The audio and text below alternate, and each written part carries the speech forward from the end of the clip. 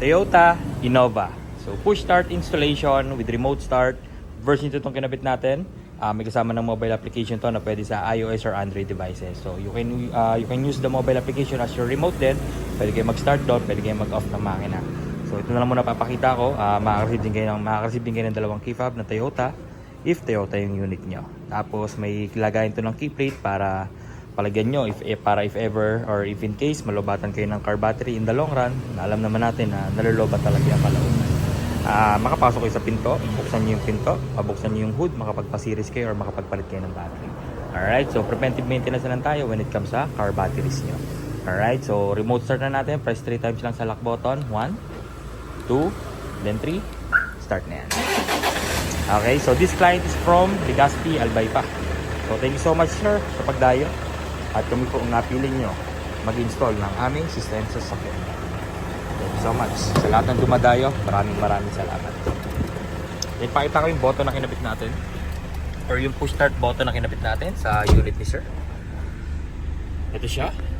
Okay, version 2. Pag aksidente po na pindot, hindi mamamatay yung kotse.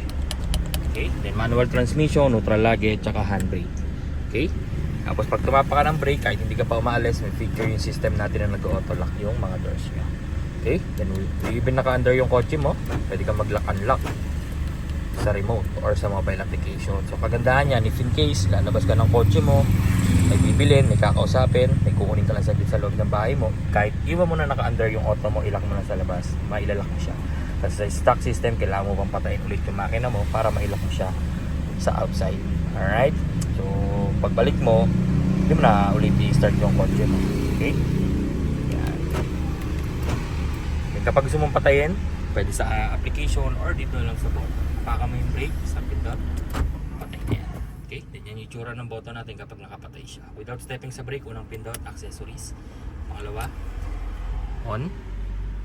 Pangatlo, patay. Pag gustong start, apak sa brake, sa pindot, start natin yan. Alright, so yun, 2 years warranty.